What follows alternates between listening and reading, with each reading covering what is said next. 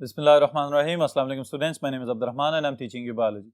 Students, in this session we will talk about the human female reproductive system, इसके general structures और थोड़ी सी physiology जो आपके syllabus में शामिल है, इसको one by one देखते हैं डिटेल से बोर्ड पे। जी स्टूडेंट्स, बुनियादी तौर पे it is the second part of the reproduction in man। बिल्कुल उसी तरह जैसे human males के अंदर हमने कुछ adaptation study की कि वहाँ पे reproductive structures मौजूद हैं which have been modified for the terrestrial mode of reproduction, इसी तरह ह्यूमन फीमेल्स के अंदर भी हमें रिप्रोडक्टिव स्ट्रक्चर जो नजर आ रहा है it has been specialised for the terrestrial mode of reproduction.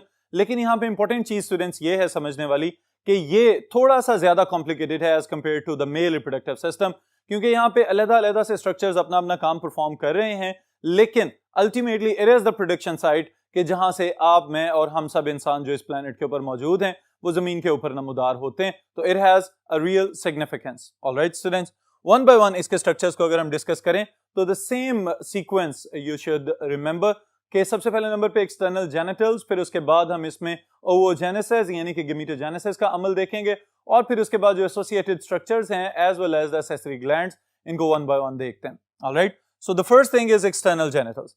The genitalia are known as vagina in human females. Vagina is that apparent part which is known as the reproductive structure. Alright, फिर इसके बाद students जो असल काम है that is perform by the gonads. बिल्कुल इसी तरह के जैसे ह्यूमन मेल्स में मैंने आपको बताया था कि the testes, the gonads, they are the significant structures for the sperm production. बिल्कुल इसी तरह से यहाँ पे गमीट प्रोडक्शन यानी कि ओवोजेनेसिस के लिए जो स्ट्रक्चर्स इंपॉर्टेंट हैं they are the ovaries. Alright, तो यहाँ पे भी एब्डोमिनल, लोअर एब्डोमिनल कैविटी के अंदर या पेल्विक रीजन हम कह सकते हैं, वहां पे पेयर ऑफ ओवरीज मौजूद है।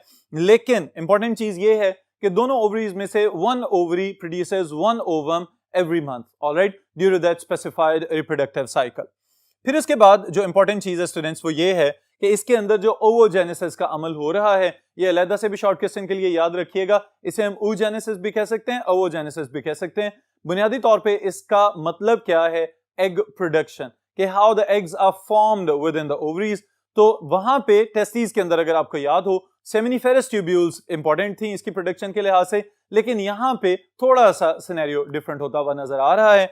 The production is done by the germ line cells, जो कि जर्म सेल्स कहलाएंगे। बुनियादी तौर पे ये खुद क्या है, डिप्लॉयड सेल्स हैं, और इनको हम ओवोजेनेटिक स्टेम सेल्स कह सकते हैं। अब इसके बाद इनके अंदर से जो सेल्स पैदा होते हैं दे आर नोन एज ओवोगोनिया।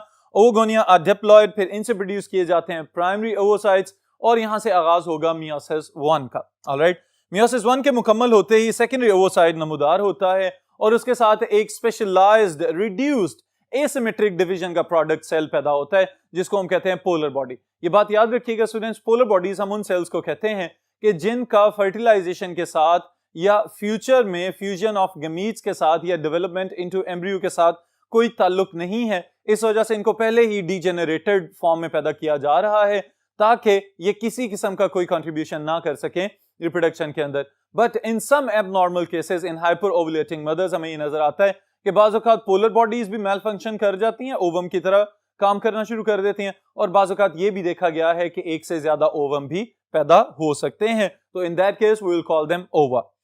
फिर उसके बाद सेकेंडरी ओवोसाइट्स और पोलर बॉडीज के अंदर फर्दर मियोसिस 2 मुकम्मल की जाएगी up to the metaphase 2 stage. ये बात याद रखिएगा स्टूडेंट्स कि इनसे जो सेकेंडरी ओवोसाइट से पैदा होने वाले सेल्स हैं उनको हम ओवोटिड्स या इमेच्योर एग या ओवा कह सकते हैं।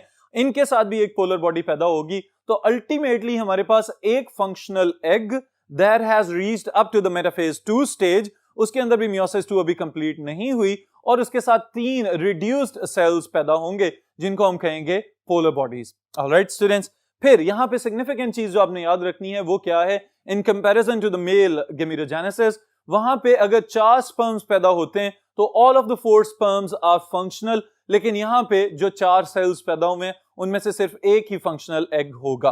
ऑलराइट स्टूडेंट्स, फिर इसके साथ अगर हम लॉजिक अटैच करना चाहें तो यू शुड रिमेंबर कि यहाँ पे भी स्पेस और न्यूट्रिएंट्स वगैरह का कंपटीशन चल रहा है।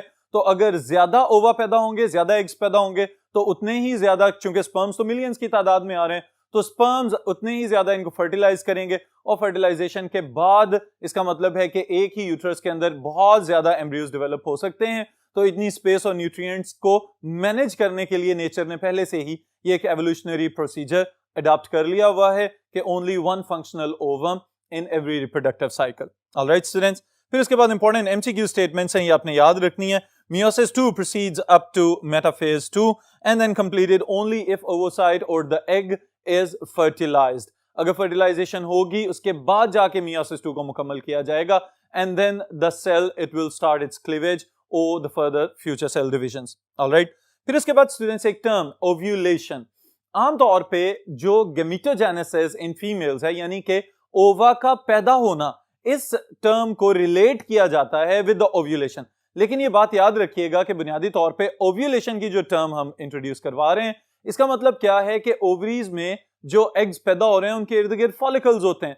जब सेल इतना, या एग सेल जिसकी हम बात करें, इतना मैच्योर हो जाए कि वो इन फॉलिकल्स वगैरह को हटा दे और उस पूरे स्ट्रक्चर में से रिलीज होने के बाद फिम्ब्रे की जाने मूव करना शुरू हो जाए, यानी फिलोपियन ट्यूब के ऊपर मौजूद जो एक हमें फ्रिल्ड स्ट्रक्चर नजर आता है उसकी जाने मूव करना शुरू हो, दैट पार्ट और that structure is known as ovum.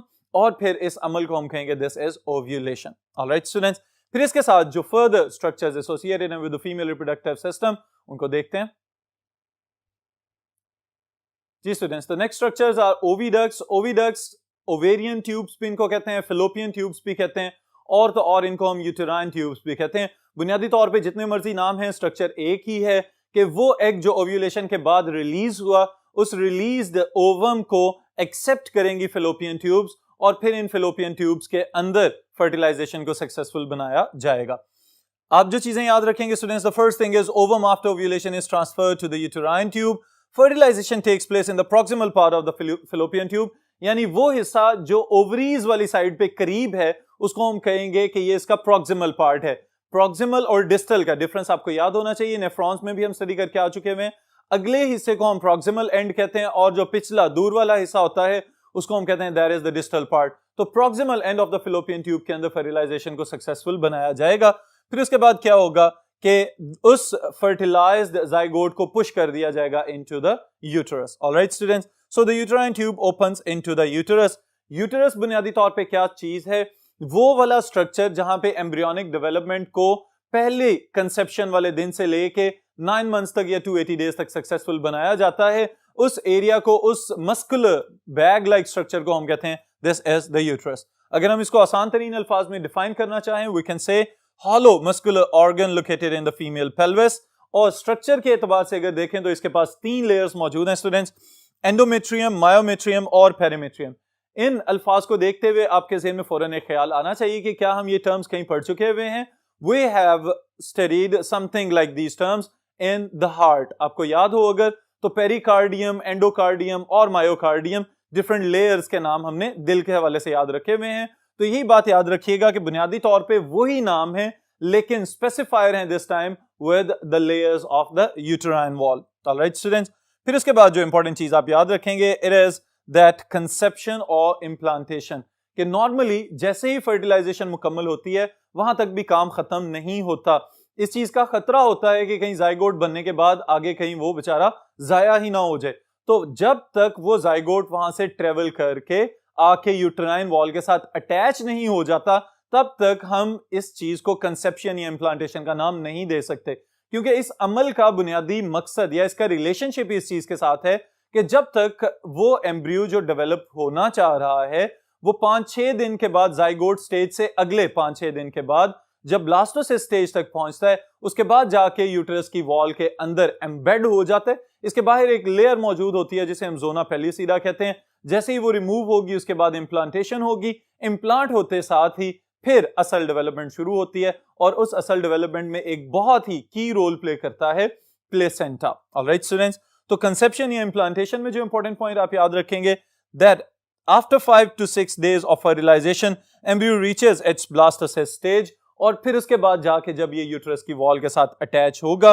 The embryo attaches to the wall of the uterus and undergo further development. और फर्दर डेवलपमेंट के लिए there should be a continuous supply of nutrients and there should be the removal of the wastes. तो उसके लिए अल्लाह ताला ने एक specialised structure हमें दिया हुआ है, that is known as placenta. जी स्टूडेंट्स, अगर हम प्लेसेंटा को डिफाइन करना चाहें, we can define it embryonic blood vessels that are developed between uterine and fetal tissues for exchange of oxygen, carbon dioxide, waste, nutrients and other materials. अब सबसे पहले number पे अगर हम अपनी जनरल मॉर्फोलॉजी को देखते हैं स्टूडेंट्स, तो हमें अपने पेट के दरमियान में एक सुराख नजर आता है जिसे हम नेवल स्कार कहते हैं। ऑलराइट, अब ये जो नेवल वाली एक खास किस्म की शक्ल आपको नजर आ रही है अपनी बॉडी के अंदर, बुनियादी तौर पे it was the connection between your bodies and your mother's bodies. Alright, तो मदर के जो यूटेराइन टिश्यूज हैं और हम जब एम्ब्रियोनिक स्टेज में मौजूद थे उस वक्त जो डेवलपमेंट चल रही थी, तो वहां पे जो ऑक्सीजन हमें चाहिए थी, जो कार्बन डाइऑक्साइड हम प्रोड्यूस कर रहे थे एज मेटाबॉलिक वेस्ट या और बाकी वेस्ट प्रोडक्ट्स वगैरह पैदा किए जा रहे थे, उन सब का एक्सचेंज करने के लिए जो एक स्पेशल कनेक्शन अल्लाह ताला ने बना के दिया होता है उसको हम कहते हैं that is known as placenta. Alright students, फिर उसके बाद प्लेसेंटा बुनियादी तौर पे खुराक प्रोवाइड कर रहा है और डेवलपमेंट मुकम्मल हो रही है फॉर द 280 डेज और उसके बाद फिर बर्थ वगैरह वाली कंडीशन आ जाएगी। फिर उसके बाद सर्विक्स जो रिप्रोडक्टिव स्ट्रक्चर का इंपॉर्टेंट हिस्सा है, it is basically a connection between the uterus and the vagina. इसको अगर डिफाइन करें तो uterus opens into the vagina through the cervix, यानी ये वो सिलेंड्रिकल स्ट्रक्चर है जो सिर्फ कनेक्ट कर रहा है यूट्रस को with the external genital tube like structure. Alright, फिर उसके बाद स्टूडेंट्स आप इंपॉर्टेंट स्टेटमेंट याद रखिएगा, urethra and vagina have independent openings. यहां पे मैं आपको रिवाइज करवाता चलूं, ह्यूमन मेल्स के अंदर जो एक ही ट्यूब है फॉर द एक्सक्रीशन और urination as well as for the ejaculation, तो इस वजह से यूरेथ्रा को हम कहते हैं कि urethra in human mails is urinogenital duct. Alright, लेकिन ह्यूमन फीमेल्स के अंदर ये बात काबिल गौर है कि यहाँ पे urethra has a separate opening, vagina has a separate opening. Alright, इस चीज को याद रखिएगा एमसीक्यू स्टेटमेंट के लिए। फिर इसके बाद स्टूडेंट्स एक्सेसरी ग्लैंड्स, जो लास्ट चीज हमने यहाँ पे शामिल करनी है वो ये है कि इसका इंपॉर्टेंट काम क्या है। बार्थलिन ग्लैंड्स मौजूद हैं, बिल्कुल उसी तरह के जैसे मेल्स में हमने बल्बो यूरेथ्रल ग्लैंड का नाम पढ़ा था, लुब्रिकेशन कर रहे हैं और उसके साथ ही साथ neutralisation of acidity of vagina due to presence of urinary acids, ये इसकी एसिडिटी को रिड्यूस करते हैं। ऑलराइट स्टूडेंट्स, तो ये पूरा प्रोसेस बुनियादी तौर पे स्ट्रक्चर को एक्सप्लेन कर रहा है और साथ ही साथ अगर फर्टिलाइजेशन सक्सेसफुल हो जाए तो ये वाला सारा काम होगा, लेकिन अगर फर्टिलाइजेशन सक्सेसफुल नहीं हो रही या स्पर्म्स की कोई अवेलेबिलिटी नहीं है तो उस सिनेरियो में एक डिफरेंट केस डेवलप होता है जिसको हम मेंस्ट्रुएशन कहते हैं। इसकी डिटेल्स इंशाल्लाह नेक्स्ट सेशन में स्टडी करेंगे।